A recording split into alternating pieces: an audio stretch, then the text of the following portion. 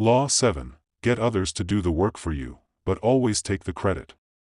In the pursuit of power, there is a simple truth: those who achieve the most often do the least of the actual work. Instead of exhausting themselves, they harness the labor, talent, and knowledge of others while ensuring they get the recognition. Law 7 of the 48 Laws of Power teaches a critical strategy: get others to do the work for you, but always take the credit. Throughout history, the most successful leaders, innovators, and conquerors understood this principle. They knew that to stay ahead, they needed to leverage the efforts of others while maintaining the spotlight on themselves. Whether through delegation, strategic alliances, or outright theft of ideas, they found ways to build power without bearing the full burden of the work. Consider Thomas Edison, one of the most famous inventors in history. He is credited with inventing the light bulb, the phonograph, and countless other innovations.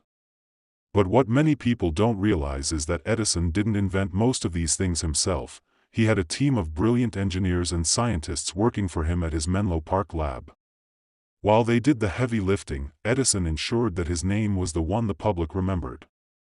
He understood that success was not just about creating, it was about owning.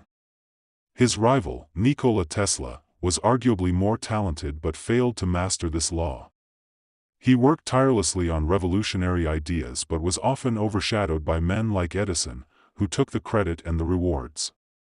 This principle isn't just about taking ideas, it's about knowing how to position yourself as the visionary while others handle the execution. Steve Jobs, co-founder of Apple, mastered this skill. While he was not an engineer, he had a talent for recognizing brilliant work, refining it, and presenting it as his own. The graphical user interface? Borrowed from Xerox. The iPhone's sleek design? Created by Apple's design team, led by Johnny Ive. But when people think of Apple's greatest innovations, they think of Steve Jobs, not the countless engineers behind the scenes. Jobs understood that perception is more powerful than reality. The art of making others work for you extends beyond business. It applies to politics, war, and even art. Take Napoleon Bonaparte, who led France to military dominance in the early 19th century. While he was a brilliant strategist, he often relied on the talents of his generals to execute his plans.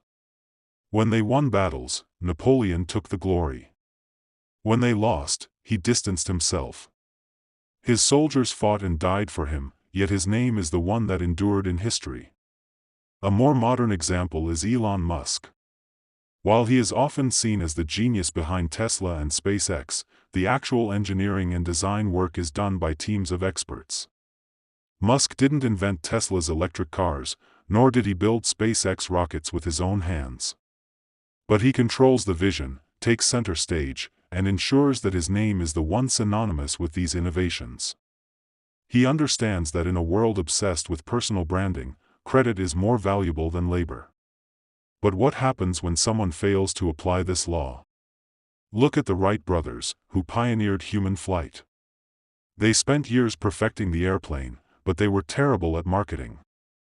Meanwhile, Glenn Curtiss, another aviation pioneer, took many of their ideas, improved them, and became a celebrated figure in aviation history. The Wrights fought bitter legal battles to protect their work, but by the time they gained recognition, others had already built upon and popularized their innovations. There is also a cautionary side to this law: if you take too much credit without rewarding those who help you, resentment will build. Henry Ford, the automobile magnate, was notorious for taking full credit for the success of Ford Motor Company while underpaying and mistreating his engineers. Eventually, some of his top talent left, and his company struggled to innovate. If you use others, you must ensure they benefit enough to remain loyal, but not so much that they eclipse you. This law applies to everyday life as well. In the workplace, employees who understand this principle rise faster. They delegate tasks effectively, ensure their team delivers results, and then present those results as their own leadership achievement. Meanwhile, those who do all the work themselves often remain unnoticed, exhausted, and overlooked for promotions. Another example is academia. Many professors publish groundbreaking research under their names, but much of the work is done by graduate students and research assistants. The students conduct experiments, write papers, and analyze data, yet the professor's name is the one that appears on the final publication. This is not by accident, it's by design. The professor gains prestige, while the students gain experience and the hope of future recognition. The entertainment industry is another perfect example. Many famous actors rely on talented directors, screenwriters, and producers to shape their careers, yet they are the ones who receive the praise. Likewise, best-selling authors often have ghostwriters who do the writing, yet the books carry the author's name. The true power lies in being the face of success, not just in doing the work. So how can you apply this law in your own life? First, recognize that working harder is not the same as being more successful. Learn to delegate. Surround yourself with talented individuals, let them contribute their strengths, and then ensure that you receive the recognition. Be the visionary, the leader, the person who directs the flow of work rather than the one who gets lost in the details. At the same time, be strategic. If you take too much credit without acknowledging others, you risk alienating them.